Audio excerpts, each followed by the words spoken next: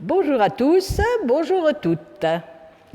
Alors aujourd'hui, je vais vous parler d'Eusebius Hieronymus. Eusebius Hieronymus serait né à Stridon, en Dalmatie. La Dalmatie correspondait en gros à l'actuelle Croatie occidentale. Quant à la ville de Stridon, elle a été probablement détruite en 379 lors de l'invasion des Goths. Il n'en reste pas de traces. Connu sous le nom de Jérôme de Stridon ou Saint Jérôme, il serait né en 347. Dans cette région, le christianisme était très enraciné, favorisé par l'empereur Constantin, de sorte que religion et État finissent par se confondre. Nous savons que Jérôme était issu d'une famille assez riche et il avoue avoir vendu quelques propriétés foncières dans le but de faire ériger ses couvents. Toute sa vie, depuis sa plus tendre enfance, il sera voué à la défense et à la propagation de la loi catholique. Le père de Jérôme a été en mesure de lui payer des études coûteuses. Après avoir fréquenté l'école de Stridon, Jérôme est envoyé par son père à Rome à l'âge de 12 ans pour y recevoir un enseignement de qualité. Il a fait des progrès fulgurants dans la connaissance de la langue latine. Dès son premier séjour à Rome, il commence à lire les auteurs romains classiques et à se constituer une bibliothèque. C'est probablement à l'âge de 16 ans qu'il commence à fréquenter le cours de rhétorique, qui représentait à l'époque l'équivalent d'un établissement d'enseignement supérieur. À l'âge de 20 ans, il entreprend un long voyage en Gaule, avec l'intention de faire une carrière dans l'administration à Trèves, qui était alors la capitale de la Gaule. On sait que Jérôme recopie pour son ami Ruffin 2 ouvrages de l'évêque Hilaire de Poitiers. Sous ces influences, la vie de Jérôme change d'orientation. Il décide de consacrer sa vie au Christ et il entreprend des études de théologie. Peu après, Jérôme part pour l'Orient, sans doute avec l'aide financière de sa famille, puisqu'il y emmène sa bibliothèque. Il prend le bateau jusqu'à Athènes, puis se rend à Constantinople et traverse l'Anatolie jusqu'à Antioche, la capitale de la Syrie d'alors. À Antioche, il étudie le grec, la philosophie et la théologie.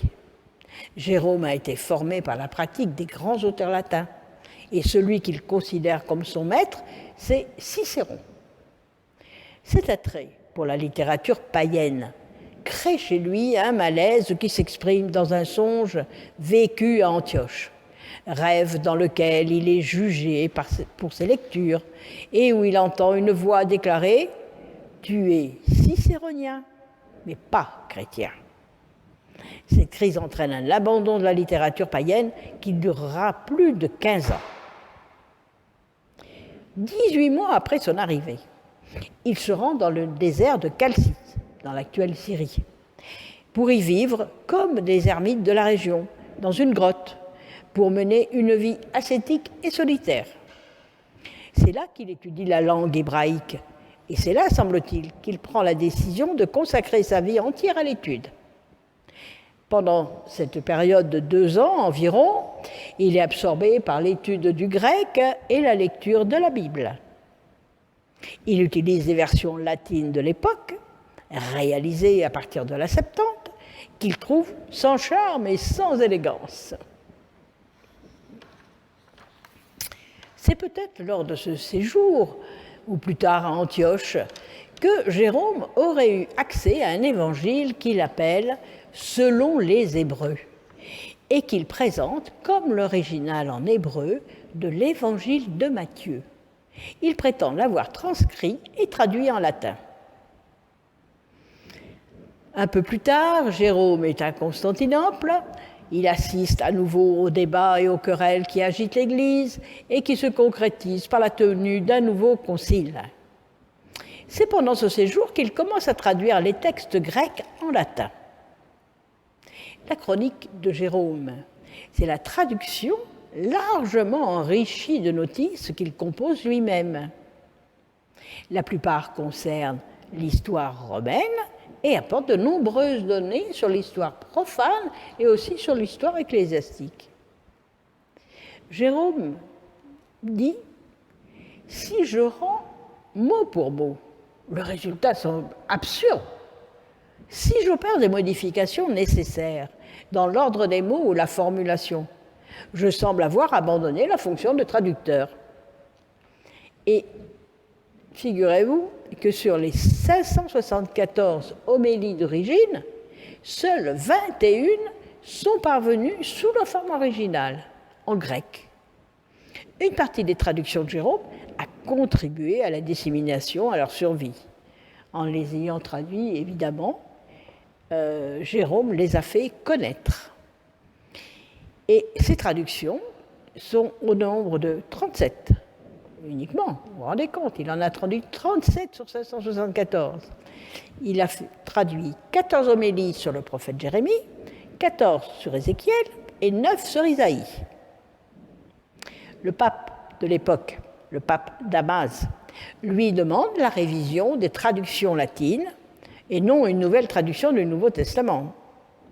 Damas possédait 2 versions principales des évangiles, l'une en grec, langue dans laquelle ils avaient été écrits, et les textes constituant la Vetus Latina, la vieille latine, utilisée dans les régions de l'Empire où l'on trouvait de nouveaux convertis, ne parlant pas le grec, c'est-à-dire le long des côtes d'Afrique, l'Espagne et la Gaule. Malgré la demande du pape, Jérôme commence par traduire le Nouveau Testament. Il fait ce qu'il veut, en fait. Il le traduit donc en latin, à partir des textes grecs, et travailla peut-être sur les psaumes. Pour l'Ancien Testament, sa mission à l'origine était de réviser les versions existantes, c'est-à-dire la Vetus Latina. En cours de travail, il change d'avis. Il semble que sa connaissance de l'hébreu lui ait fait mettre en doute la qualité de la version de Septante, pourtant considérée comme l'idéal de la traduction. Il faudra attendre plusieurs siècles pour que d'autres traducteurs grecs se risquent à entreprendre une nouvelle traduction de l'Ancien Testament. Dans son introduction aux évangiles, Jérôme évoque l'absurdité des raisonnements de ceux qui défendent les versions latines. Ils disent qu'il faut se fier aux textes latins. Oui, mais lesquels, pense-t-il ? Avec Jérôme, l'Occident chrétien découvre l'exégèse et surtout le scandale de la retraduction.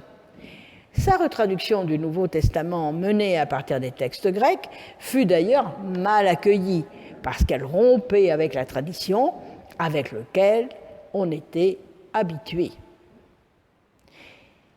Dans son choix de référence au texte hébreu, il a le souci de revenir au texte authentique, mais aussi celui d'avoir un texte qui permette de discuter avec les Juifs. Augustin, qui deviendra Saint Augustin, le met en garde contre son orgueil, qui risque de lui faire croire qu'il est plus perspicace que les traducteurs qui l'ont précédé. Et Jérôme de répondre « Depuis ma jeunesse, ce ne sont pas les mots, mais les idées que je traduis. » Il donne ensuite des exemples concrets pour illustrer le problème des écarts par rapport à l'original. Et il ajoute « La vie des églises n'est pas compromise si dans une dictée rapide j'ai omis quelques mots. »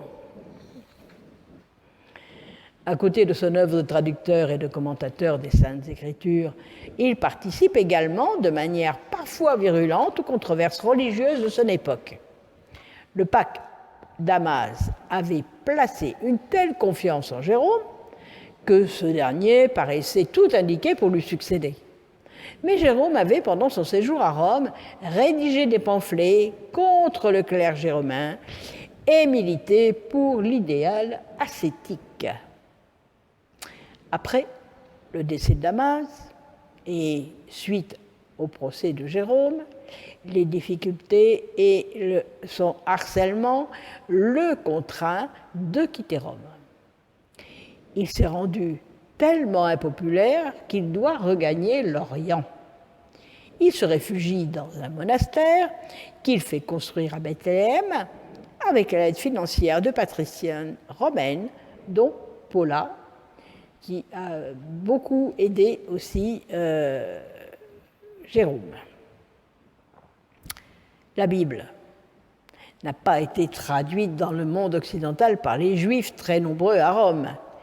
Ils lisaient la loi et les prophètes en grec, et les convertis appartenaient au monde grec, presque aussi abondant à Rome que le peuple purement romain et latin. Pour vider la querelle, il paraissait évident que la Bible soit traduite en latin. Il fallait gagner la cause du christianisme, tant des hérétiques que des païens. La Vulgate ne fut reconnue officiellement par l'Église catholique qu'au Concile de Trente, dans un siècle stigmatisé par les guerres de religion, le XVIe siècle, et pour repousser les idées protestantes en Europe. La Réforme est aussi une guerre de traducteurs. Alors, le pape Boniface VIII décide de faire de Jérôme l'un des docteurs de l'Église à la fin du XIIIe siècle. Jérôme de Stridon est considéré comme le saint patron des traducteurs, des archéologues, des archivistes, des bibliothécaires, des documentalistes, des érudits, des docteurs, des pèlerins, des bibliothèques, des encyclopédistes et des écoles bibliques. Que ça. Donc, les chrétiens latins vénèrent Jérôme comme saint et le fêtent le 30 septembre. Si vous avez parmi vos connaissances quelqu'un qui s'appelle Jérôme, pensez à lui, c'était sa fête le 30 septembre. Alors, l'iconographie, c'est-à-dire les tableaux, les gravures, les peintures, l'iconographie le représente âgé, en ermite, traduisant ou méditant la Bible, avec un crâne et un lion, avec la pourpre ou le chapeau de cardinal, alors qu'il n'a jamais été nommé cardinal et que ses attributs n'apparaissent en réalité qu'au XIe siècle. La légende dorée développe des bibliographies souvent légendaires sur la vie des saints. Jérôme de Stridon en fait partie. Il aurait rencontré un lion blessé par une épine dans la patte. Et ce lion, symbole du désert, aurait laissé Jérôme le soigner. La légende poursuit en affirmant que le lion serait devenu l'animal de compagnie de Jérôme, ce qui a conduit à de nombreuses représentations de Jérôme en compagnie d'un lion. Voilà ce que nous pouvions dire aujourd'hui sur Jérôme